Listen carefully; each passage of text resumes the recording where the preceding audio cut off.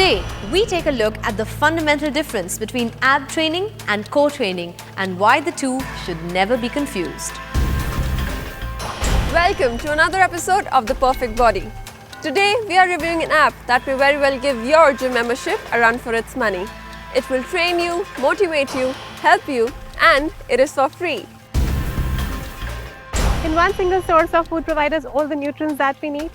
Will it really replace the food as we know it today? Well, Soylent claims it very well can do so and more.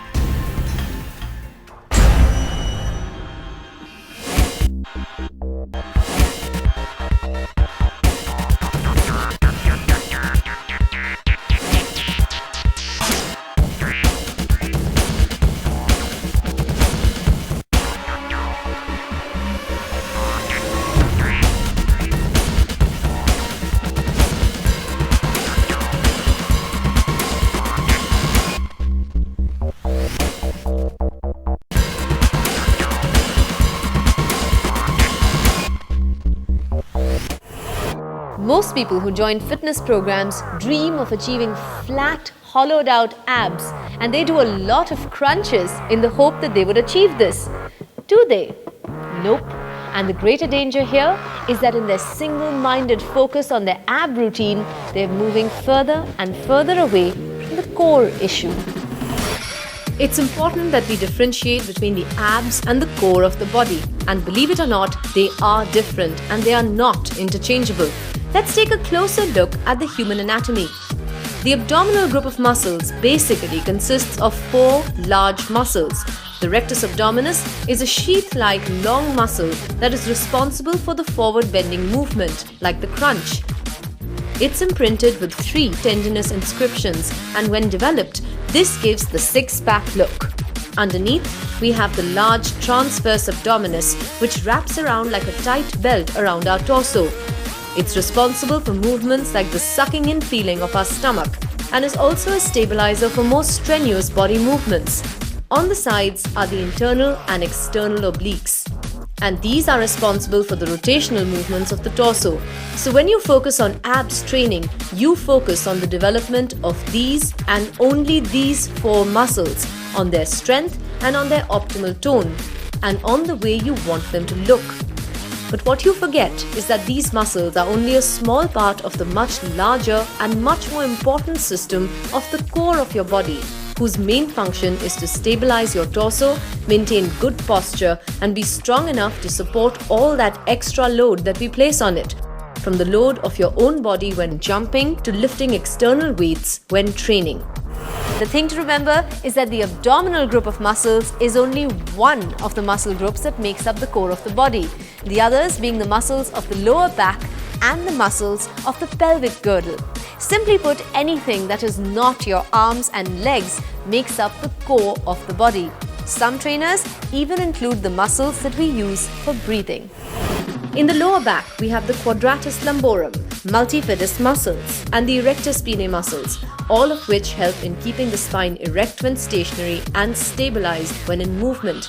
Training these muscles to be strong enough to be able to perform at their best should definitely make itself top priority as far as your gym wish list goes, because these will keep your spine in its right position and thus keep it healthy, strong, and pain-free.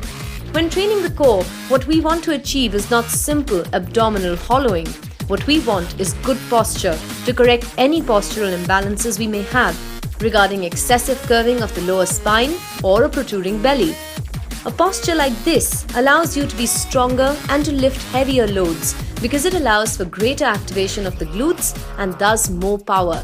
It also significantly reduces your risk of injury. So how do you know if your core is strong enough? Try the leg lowering test. If your legs can reach a 10-degree angle to the floor in 10 seconds without any rounding in the lower back, then you do have a strong core.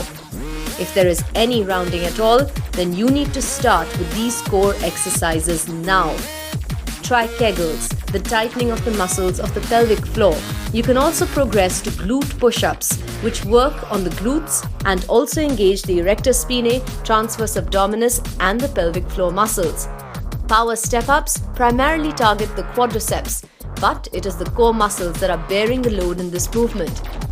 The landmine 180 targets the obliques and the abs, but also challenges the serratus anterior muscles, which help in the movement of the ribcage while breathing. The wall plank targets the transverse abdominis, and the core is forced to squeeze and stabilize to hold this defying gravity position. Any variation you add to this just increases the challenge.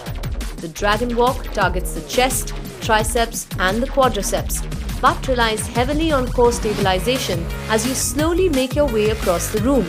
Same with the crab walk. So if you've been doing just a few bent knee crunches and calling it a day, then you should know that that's simply not enough. Focus on the core, always, and get those nice, flat, hollowed out abs as a side effect.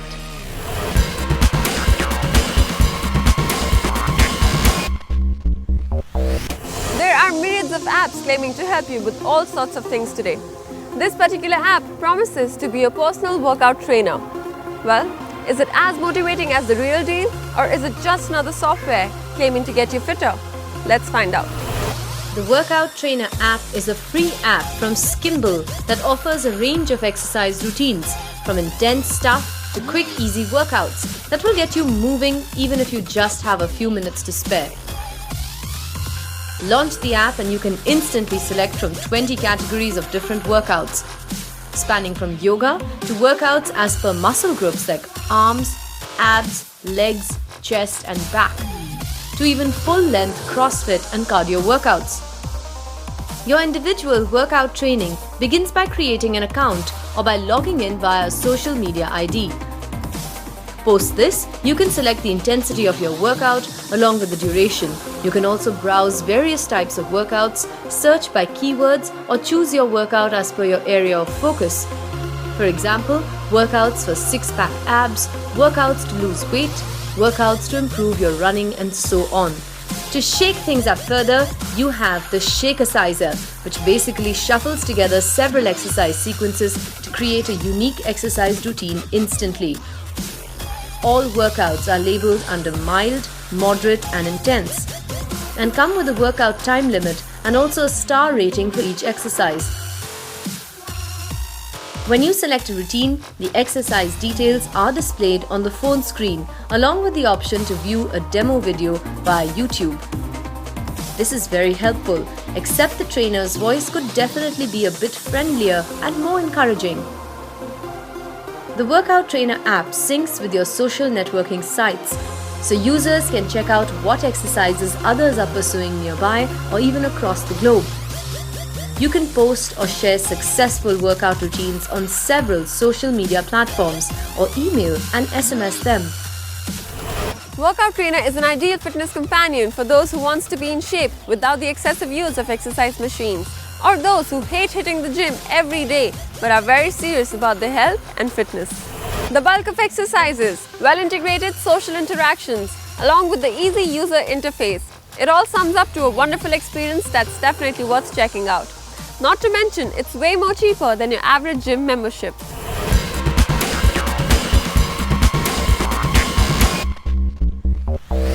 For hundreds of years, we humans have hunted, fished and cultivated for our daily sustenance.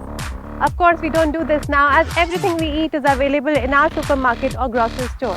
But now a revolutionary food called Soylent claims to change the way we eat. Let's find out more about this futuristic sounding diet. So what is Soylent? Soylent is the world's very first open source food that has been designed by engineers. In 2013, a San Francisco-based software engineer, Rob Reinhardt, set out to develop a simple, affordable and nutritious drink that contained all the nutrition a healthy body could possibly need. This drink is what we know today as Soylent, a macronutritious food replacement beverage.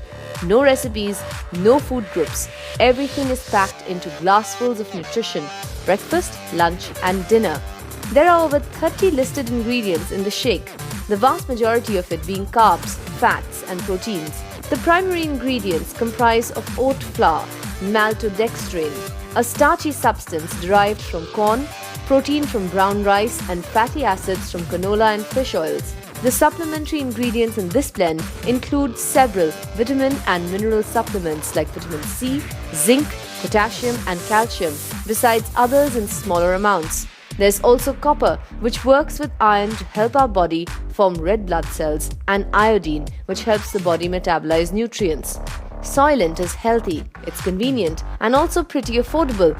It is flavorful, though it may need getting used to. It's easy to prepare. Simply add water to powder, add oil, and shake till it's clump-free. It offers hassle-free cooking, no dishes to wash, maybe just a few glasses perhaps. But it's still quite far from being able to replace regular food for now. Fiber is an important part of our diet.